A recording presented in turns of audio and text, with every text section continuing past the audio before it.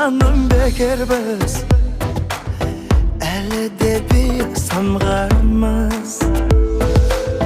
Уақытқа бағынған мен екеуміз, бақытқа лайық жандармыз. Аямау алшақтатпай арамыз, жүрегім жақын кел дейді.